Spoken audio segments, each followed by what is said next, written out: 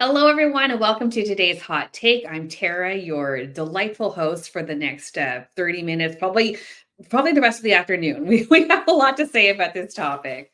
Now, if you're watching here because you were intrigued by the title, The Marketing Myth, chances are you're a business not unlike my own. Maybe you started your business during the pandemic, during lockdown, when consumers only had our digital media and social media platforms to make their consumer decisions. Or maybe you went all in on digital adoption during lockdown for the exact same reason. Chances are, like me, you're realizing that the processes that you put in place 4 years ago might not be serving you anymore. There are many, many reasons for that. I mean, first of all, we've been out of lockdown longer than we ever were in lockdown. So I think it's safe to say that consumer decisions are back to normal, as normal as consumer decisions can be. But we're also in a phase where consumers are taking in all kinds of information on their consumer decisions. They're bombarded with this stuff. So I think a lot of people, they take a look at their marketing, their PR. They come looking to me saying, thinking that, more media exposure is going to solve their sales problem. And what I've learned from both doing the work that I do and also being a business owner, sometimes the marketing message isn't the problem. There are actually a bunch of different things in place, whether it's marketing, PR, but sales itself is its own thing. So that is the crux of the conversation that I'm having today, because we are in a phase right now where you do actually need to have this heightened and deeper understanding of how you are guiding your customers, your clients to make consumer decisions and to make the decision of doing business with you. So my guest today is Kristin Hartigan of Square Key Digital. They specialize in streamlining and maximizing small to mid-sized businesses' marketing and sales processes. They focus on bridging the gap between the company's online digital presence to the in-store brick and mortar customer experience. So I can't think of a better person to ask all my questions about than Kristin. Hello. Hi. We met in a forum meeting a couple of weeks ago, and I think that was your opening line, was that marketing is not the same as sales. And I thought, oh, thank God someone else is spreading this message. So explain to people a little bit more about what you do and why we really are better off to think of sales as its own little beast. Okay, so for me, my background is actually in entrepreneurship. I ran my own photography company from my mid-20s to my early 30s. And then I went into digital marketing agency land. And what I learned was that people think about marketing as this like standalone item, when really it's a piece of the puzzle. Mhm. And so the best success comes when you look at the whole puzzle and you look at how all the little pieces play together. Yeah, for me, marketing is such a whole picture item. And I know for marketers that can be a little bit of a divisive comment, but yeah, for me, it's very whole picture. So it encompasses kind of that sales side as well. It encompasses PR, branding, messaging. It's the whole picture. If you want your marketing to work, your other pieces have to be functional as well. Mm-hmm, mm-hmm. So what do people get often, or what do they often mistake when they think that the problem was with marketing, but it's actually with sales? What's happening there? So they think it's the same thing. Okay. There's often this conflation of marketing and sales. So for me, the way that I position Square Key Digital in the market is often from a marketing perspective. However, the way that I end up working with a lot of my clients is in more of that like holistic perspective, because when I get in there and we're running ads and we're live and we're seeing that it's working, but we're still not seeing those sales, well, then where is the roadblock along that sales process? Mm-hmm. And that's where we get nitty gritty, but that is technically sales, not necessarily in the marketing bucket. So share some examples of like common blocks in sales. Like how do you know when the problem is sales, and how do you know when the problem is bigger picture? Yeah, perfect. So there's so many examples of this over my years in agency and also freelance. But for me, it comes down to really the data. So what is your data showing you? Are your ads performing well? Is your CTR healthy? Is your cost per click low? Or, are your keywords relevant? Like your high intent, right? So you're driving the correct traffic to the website, but then once they're there, what are they doing? Mhm. And if you get onto the website and you're finding they're bouncing, they're not engaging, well, maybe it's not quite the right audience coming from the marketing side. And it's time to look at some of those metrics, maybe test some messaging, targeting, your assets, things like that. Mhm. If you are sending correct traffic at healthy rates and you're seeing that they're staying on the website, they're highly engaged, things like that, but they're still not converting, then you got to take a look at kind of your on-site UX, what's going on the landing page. If they're doing all the things that you need them to do on the landing page, they're clicking on your CTAs, they're clicking on the things you want them to click on, and then they're just not finishing the process, then you got to dig into the process. And when you get to the point where they're clicking on the button and you got to dig into the process of kind of that conversion, that's when you're really in the sales side of things versus the marketing side. Mm-hmm. Here's how, and of course, I always bring it down to my experience. So here's what you just described. Here's how I've kind of experienced that as I call it the accidental entrepreneur. Like I didn't set out to build a business, but I just got taken with an idea and I ran with it and I continue to run with it because I love it. So in the beginning, I had a very basic website. It wasn't very robust or complex. And I was getting a lot of sales. I was getting a lot of attention, mainly from LinkedIn. So anytime I got a client booked on television, I would either share their link or they would share it and tag me. So there was a whole lot of people within their network saying, well, I'll have what she's having. So it was very a direct line between the result that they were looking for and how to get in contact with me. So in that environment, because it was super, super simple of just, hey, this is what I can do, I was attracting a lot of attention. And because I was a new business, I was saying yes to everything. And it was only when I realized, oh my goodness, I have like double-digit clients, but each client has their own unique needs. Like, and I was on the brink of burnout because I was getting stretched to the brim, serving all of these individual clients, because by the time they came to me, I didn't have a set or clear way of explaining, well, this is how I serve you. I didn't have like a prescription even way of hearing where they are, where they want to go, and explaining to them, well, you're not at, you think you're at this point, but you're actually at this point. So there's actually a lot more work that we need to do behind the scenes. So in the last couple of years, that's been really exploring how I can manage those conversations better. I'm not at the point though where a lot of that conversation and communication is done entirely on the website. I use the website as like the final point of sale. So it's like I basically have a purchase link. But by the time they've done that, they've been in conversation with me for a long time.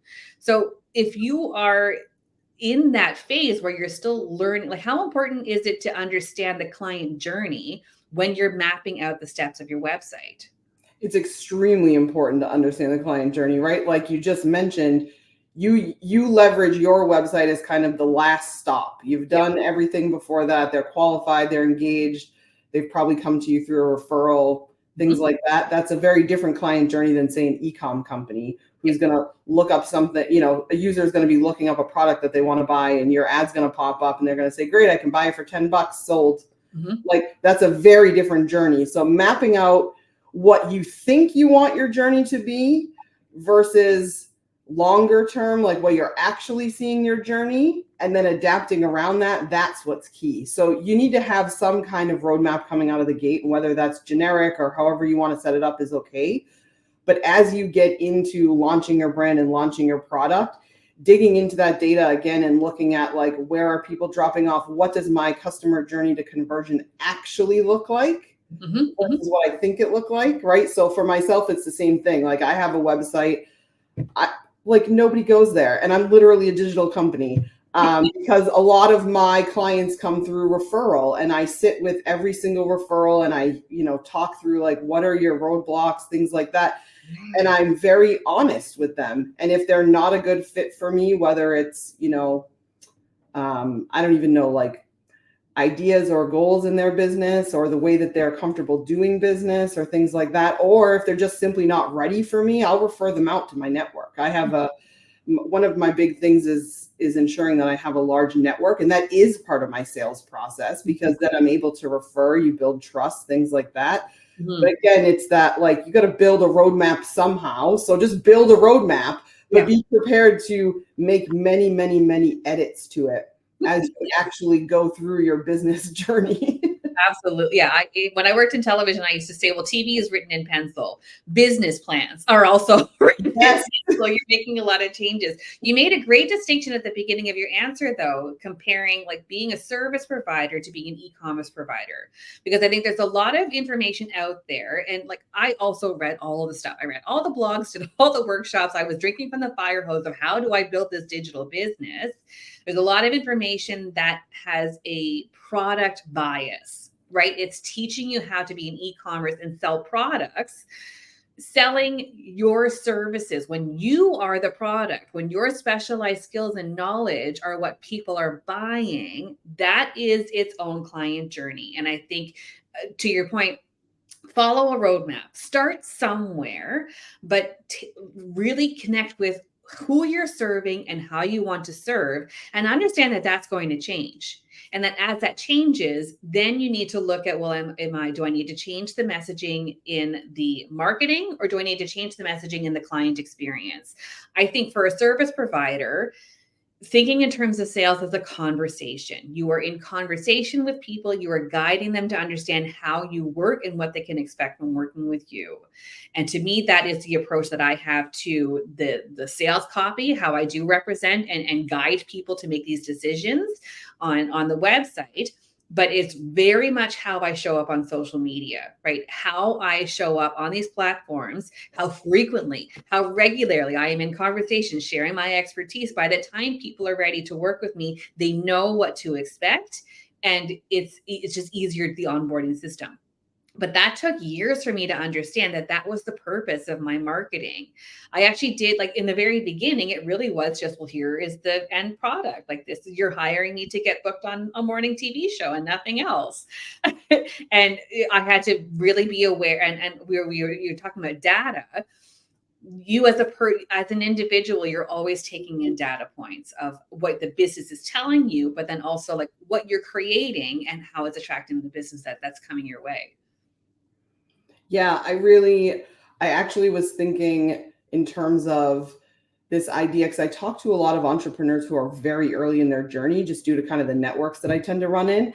And there's this idea of perfection. Like, I can't launch a thing until it's perfect. Yeah. And I don't know. Like, there isn't any other way to say it besides, like, there literally is no perfect when you're launching anything. Even big brands, I mean, that's why they have test markets. Yes.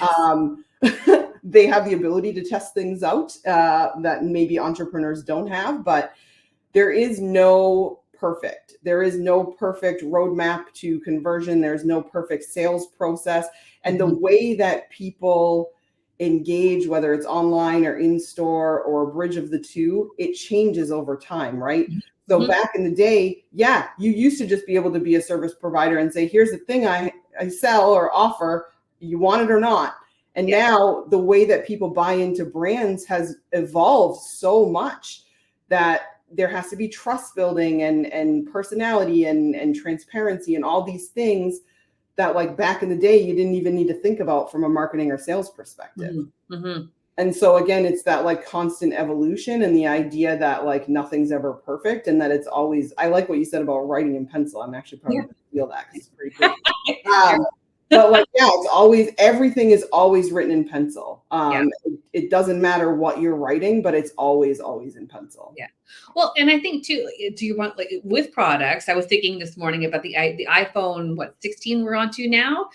Even like an inanimate object, like the phone is still a phone. It serves the same functions as the earlier ones, but now it's like it has more AI added to their features. So I think sometimes too, and I actually went through this kind of exploration myself as a business owner and a service provider.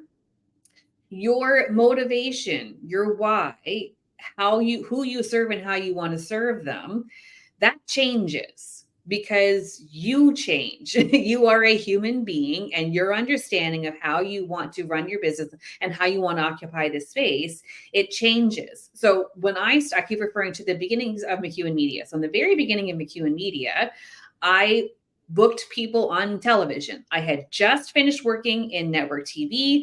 My contacts were super fresh. And also my my new senses, my spidey senses were very, very strong. Yeah. So it's very easy for me to create pitches, create ideas for clients. So I attracted a lot of business of people who wanted to get booked on television.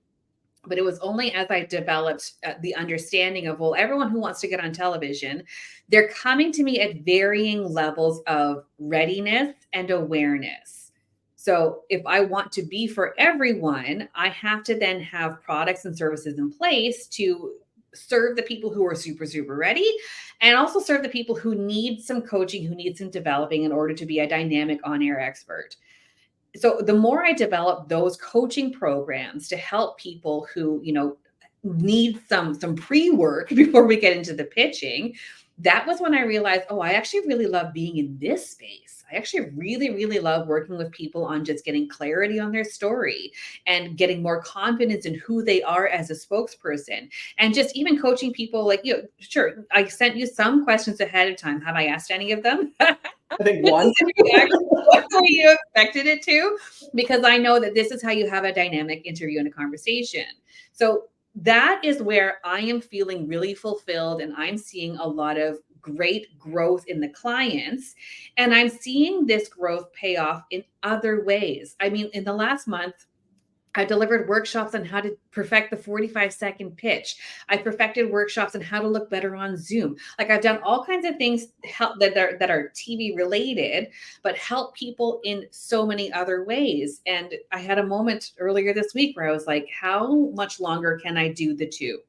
My pitch for the longest time was, I get you on TV, but I'm really getting this fulfillment in just this media training stuff, in this working with the individual on whatever's going inside their brain, how to craft their story and tell it with confidence, and how that can pay off in so many other different ways.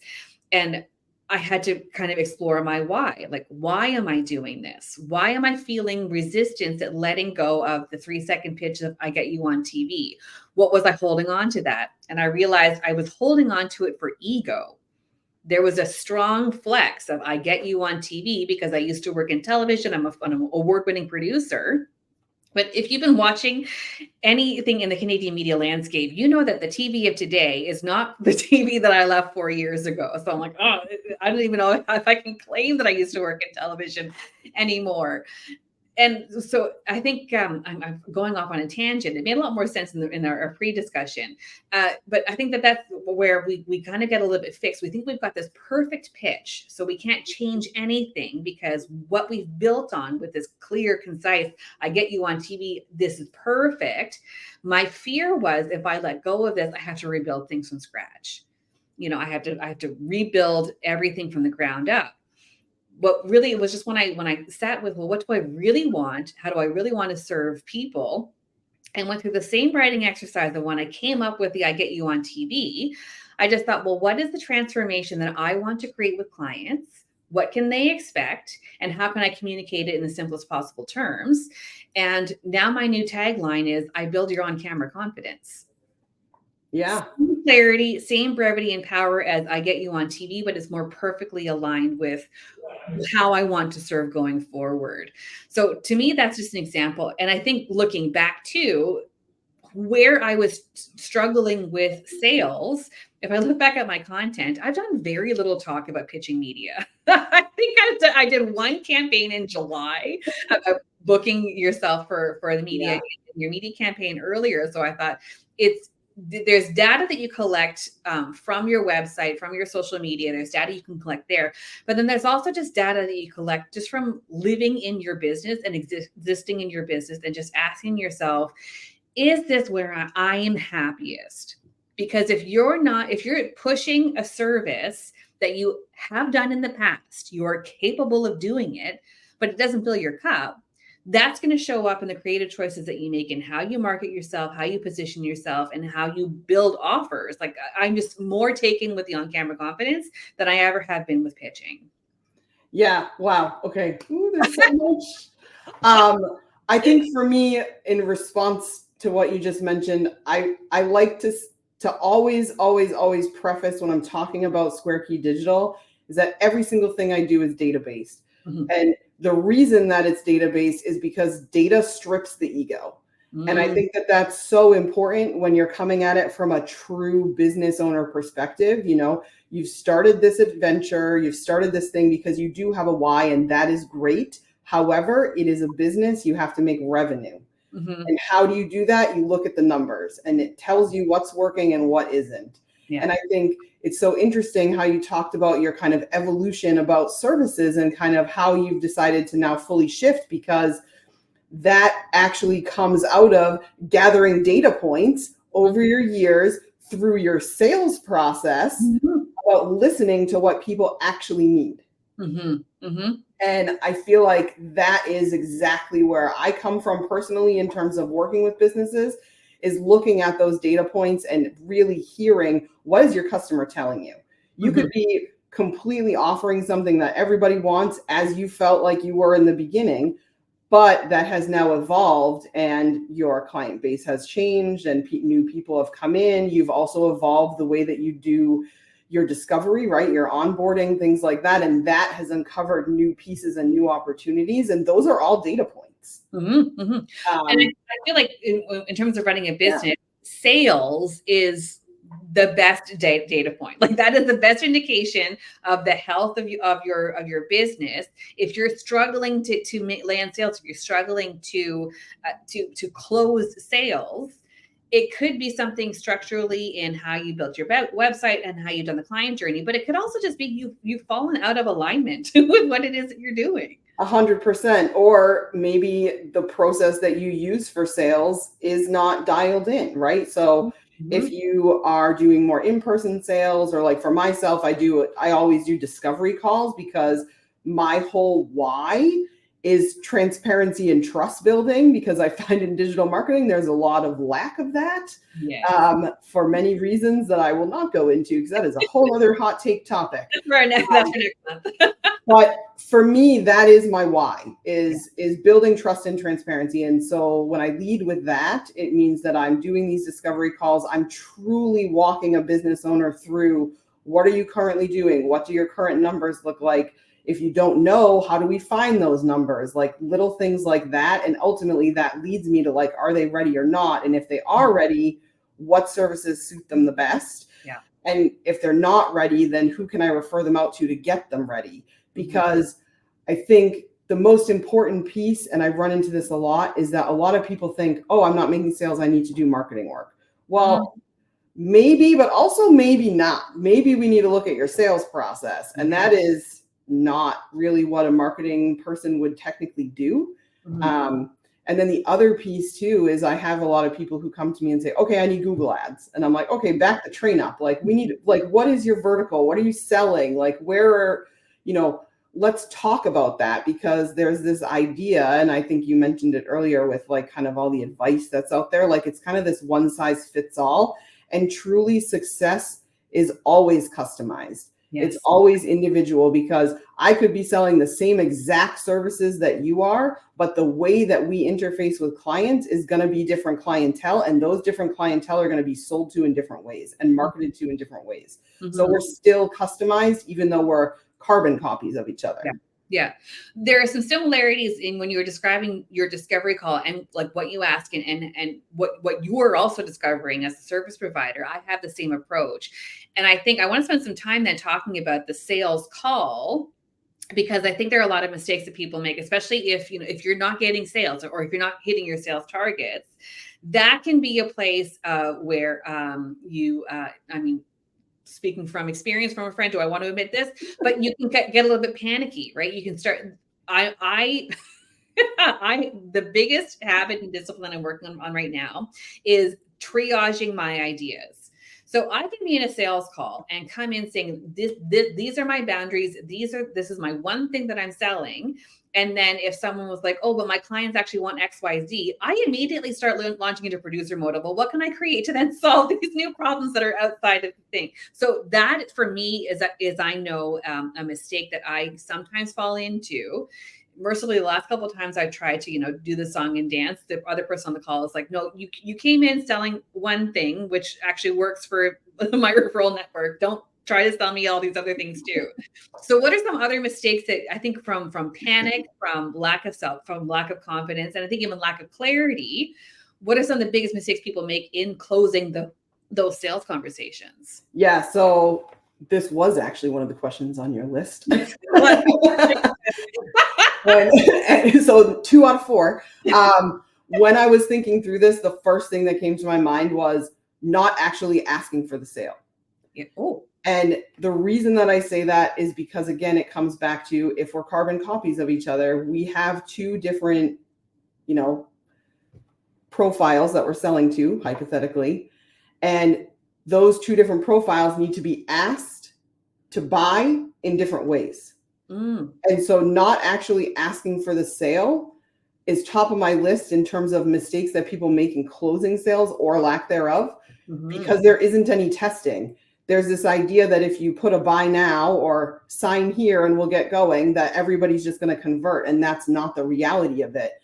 So think there's a few points to that. So testing your CTA, whether you're asking for the sale verbally or you're writing it online through a button click or conversion, testing out what works, testing out, okay, if I'm pitching it this way, am I finding that I'm getting more interest? Are people like pushing a little bit harder to work with me? Or if I'm just saying like, hey, you want to work with me? Well, that doesn't really work for my particular clientele. So it's not necessarily something I would do, but it might work for other people, right? And you won't know until you kind of test out that talk track. Yeah. And then for buttons online, I think a lot of people think that their buttons are very clear when they are not.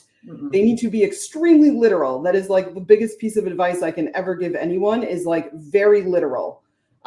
However, synonyms are your best friend, because when you're making a landing page or creating a website, you don't want to have 20 book now buttons that say the exact same thing, but you need to say book now in multiple different ways. Yeah. But stick with that kind of idea that's very clear. That is super high importance when you're talking about online conversion. And I think the other piece too that I came up with in terms of not asking for the sale is understanding that it's not the customer's job to ask a company to sell it something. It's the company's job to make the offers and sell the product to the customer. Yes. I just had this experience when I went to cancel my car insurance, and I called them and I said, hey, I'm going to cancel my car insurance. Not once did they ask if they could reevaluate my rates. They didn't ask if they could give me like a requote or anything.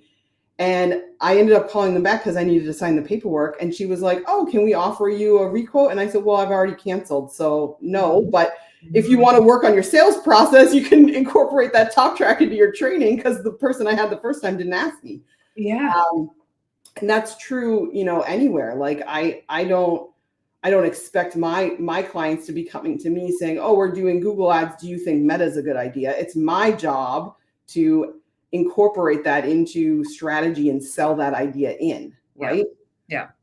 So. And I think, the lure of putting the sales ask in the form of a button or a Google ad that is separated from you, it removes the discomfort of asking for a sale and risking the rejection. So actually, this was something that I did this summer. I signed up with a friend of mine, and we did a 30-day sales simulation where we would call and, bit of role play, pretending who were different avatars for each other's services.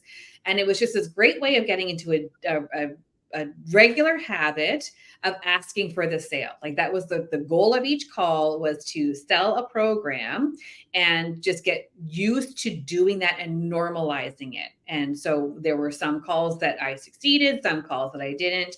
Some calls were similar to you, where I'm like, I'm actually not what you're looking for. There are some nuanced differences in how I work and what you're looking for that I actually need to explain to you. So here is someone else that I can recommend to send you to give you success. And I think all of that just comes from normalizing asking for a sale. It's just a conversation. Like it's just part of the conversation. It's like making plans for Thanksgiving dinner. What day do we want to do Thanksgiving dinner? Like that is the tone of what you're asking for. Is, you come to me, you have a need. I have ways of filling that. Here are your options. I'm at the point now with discovery calls. We're just figuring out, like, what do you want to invest in, time or money? Like, it's the same process. So it's time. How much time do you think you need to have with me? That's what we're figuring out in the calls. Yeah. I think, and I encourage people to actually do more in-person sales calls, because I think that also informs the messaging and copy that you build into your digital, because however you show up digitally, that is still part of the conversation. It's a one-sided conversation, but you are still sharing the information that your customers and clients need to get comfortable to ultimately work with you. 100%. Yeah, I completely agree with that. I think that that's a big thing is there's this idea around sales where like I can't ever hear no, or sales is a fail. Yeah. And there's literally like no such thing as 100% close rate. Like it's just not a thing. No. So I think too, it's almost like this concept of exposure therapy. Like, oh, if I just start asking for the sale, then I'll expose myself to more no's faster and just get used to it. And I think it's really important. I think it's so important for entrepreneurs and any business really, but especially like newly, formed businesses or ones that are going through a transformation, to start hearing the no's and to start digging into like, maybe what were some of the roadblocks there? Was it pricing? Was it the fact that I took 3 rounds to ask for the sale versus 2? Yeah. Or little things like that. Like every single time you hear a no, there's an opportunity for this evaluation. And again, that's a data point. That's a data point that will help you reevaluate and erase something and write something new in pencil about your sales. Oh yeah. Yeah. No is hearing no. Yeah. It's clarity, it's data points. And I also think, again, back to the beginning of McEwen Media, where I said yes to everyone. I was burning out with 10 clients. I'm like, how am I going to scale and create a sustainable business if this is how I'm approaching it? So no gives clarity, no paints the barrier. So again, I could talk to you about this for all day. So I will ask the final question that I sent you ahead of time, because I know you prepared it. What is one thing people can do today to improve online sales? Okay. So for me, the answer to this question is look at your data. Okay. I know, shocker. Just look at it. I think a lot of website builders now, they come with really basic analytics in the background. So start looking at those things. Yes, it's a lot of graphs. Yes, it's a lot of numbers. Yes, it can be slightly overwhelming. But it's so important to start getting comfortable in those numbers. I talk to so many entrepreneurs who are like, I don't want to dig through the data. I just want to know the top line, which is fine. But then you need to invest in someone who will give you the top line, because there isn't a program that's just going to give you the top line. Yeah. So for me, it's always, if you're looking to improve your online sales, dig into your data. Understand, okay, are people spending a full minute on this landing page, which is 1 billion years in internet time? Go on a website and time yourself for 1 minute. You will feel like it is literally 1 million years. Yeah. So those numbers are super healthy. Really, anything over like 15 or 20 seconds is really solid. But it sounds really short, and it's not. So just get comfortable with those numbers. Get comfortable poking around in there, starting to understand, like, are my people who are coming from, organic, are they staying longer? Are the people coming in from Instagram staying, or are they leaving right away? Like, what are they doing online? Understanding what people are doing on your website. And then from there, you can start playing with things. So if you identify a landing page that has a lot of traffic, well, what does it look like? What kind of content is on it? Can I replicate that for a new service I'm launching? Can I replicate that for a service that I offer that maybe isn't doing so well? And if I do that, then a month later, what does that data look like? Mm-hmm. So it's that process of kind of going through and understanding, not being scared of the numbers, not being scared of the charts. Mm-hmm. And really getting that baseline. And then from there, start testing out, like, what are some of the little changes I can make? And then how does my audience react to that? Yeah. And it's not something where I would love to be able to tell you that the one thing you can do is X and you will triple your sales in 1 minute. And that is not true. And I really hope nobody ever tells anybody that. Mm-hmm. Because it's this process, right? And the reality of it is what's selling, last year on your website might be completely different than what's selling this year, because the way that people are searching and engaging online is always, always, always changing. Yeah. So this testing is a constant iteration, and it's awesome when you lock it in and you see those results, but then you got to go to the next thing. Yeah. Yeah. So that would be like my biggest thing for the one thing to start improving is really get comfortable with your numbers, start digging into them, and start testing things. Yeah. And I think a good thing about, we're talking about, business is written in pencil, get neutral with the numbers, right? It's not a reflection of you as a human being. It's a reflection of how you're communicating to your customer and your client base. Like that's all it is. It's giving an indication of the message is landing, the message needs tweaking. Because I think a lot of people, they get caught up in, I'm a failure. My sales aren't where I want them to be. So I'm a failure, I'm failing to launch. I have no business being a business owner. You do. The idea has grabbed you for a reason. You're committing to figuring this stuff out.